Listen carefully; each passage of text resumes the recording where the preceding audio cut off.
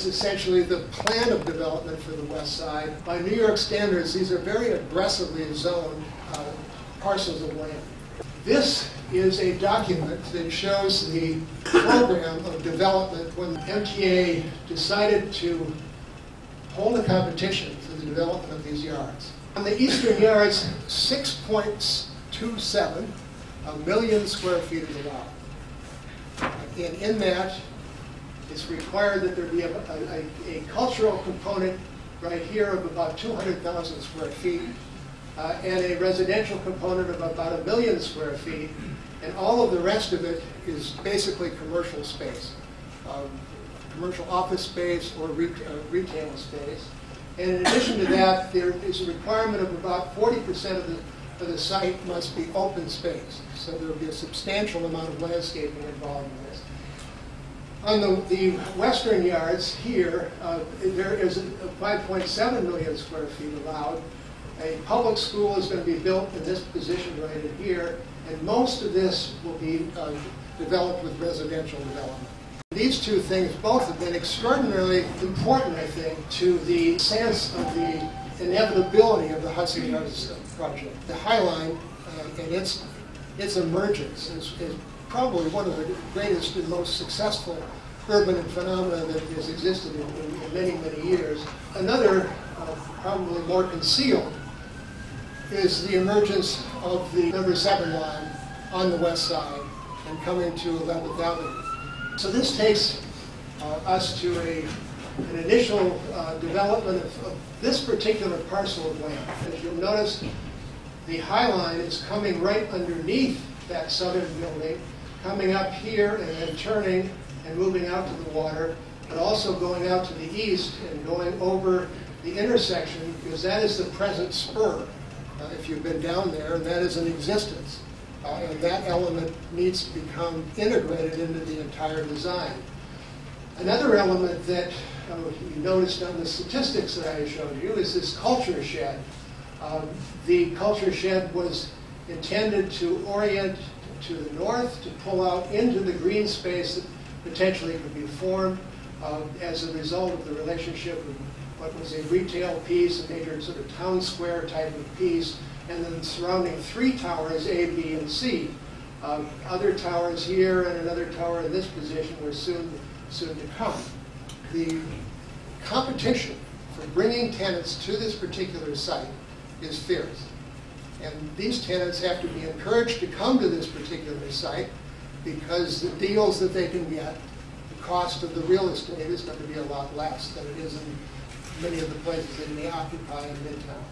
And so the buildings that we were to design, the fundamental requirement was that they be exceedingly efficient. With 3 towers, the problem is considerably different, or the dynamic was considerably different than what has finally emerged, which was a desire to create not 3 towers, but only 2 towers, one at the north and one at the south of the site. We sloped the building back in such a way that it enabled us to create a relationship between the core and the outside wall. It was basically a uniform relationship. Then we took the 2 towers and we turned them in opposite directions, one facing the river, one facing the city. So they had the ability in their relationship to each other, and they weren't of the same height, fortunately, in their relationship to each other to create a more dynamic interlock. And that sort of relationship, the series of buildings, and if you go back to my first intention of the tall buildings being able to start to talk and converse with each other, in a way, this is even more than conversation. So here it is then in the context now. You see the 2 structures, the one in the north, one in the south. The one in the north being much larger, of course. It's about 2.7 million square feet. The one in the south about 1.7 million square feet. And this now is the site plan that shows all of the elements, particularly the introduction of the culture shed moving not north-south any longer, but moving in an east-west orientation. It has a tremendous advantage for that particular structure because it addresses the full width of the High Line. It addresses the movement up from the south, and so it presents itself, I think, in a much more dominant way to that movement, at the same time receiving the movement coming down Hudson Boulevard here. These two corners, as you can see with our towers, trying to anchor the two diagonal corners of the site. There will be a future residential building built here and one built here, so that sort of completes the ensemble around the square. Looking at the relationship of the building to the components of the site, there is across 10th Avenue a structure which has been there since the 70s, which used to be the Daily News building and had several names before that. But the incline, the surface it presents on 10th Avenue is obviously an important component of our context.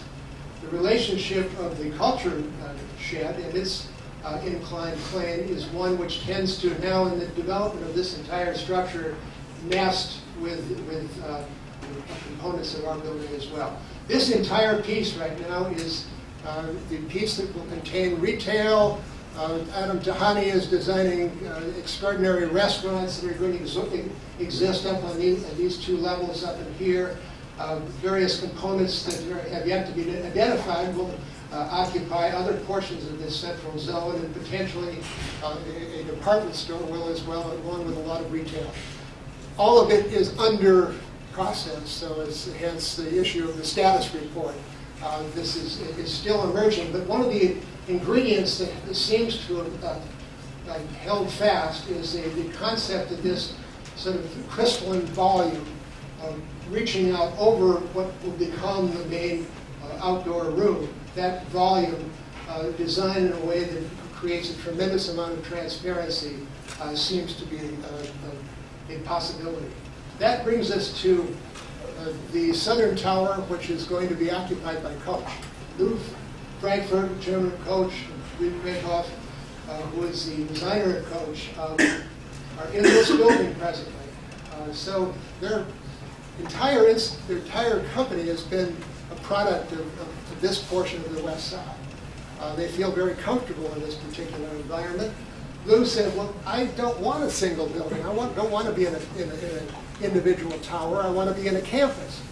Well, it was incumbent upon us to be able to create some sense of a campus for them.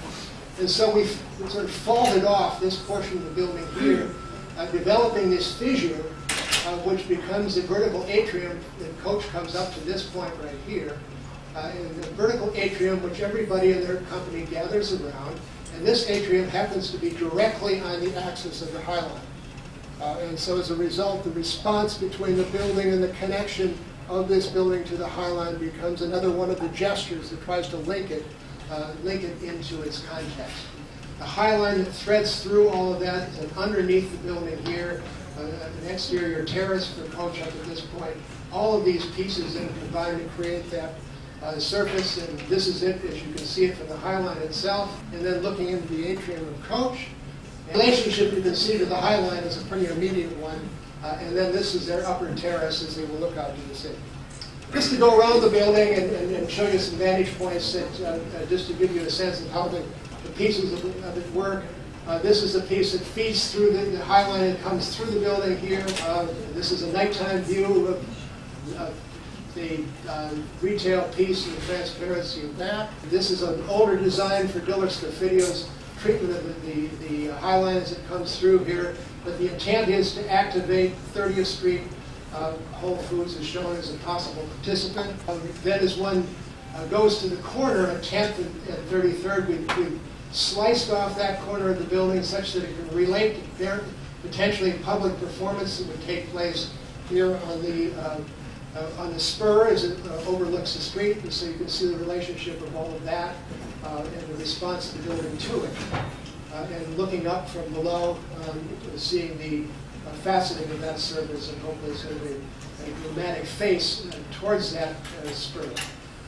Interior spaces as they relate to the entrance into the office building on that side.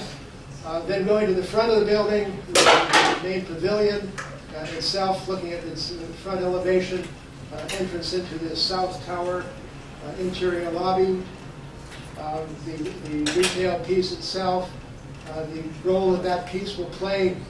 This rendering, of course, is introduced without any of his companions, which will eventually create a much more dense environment.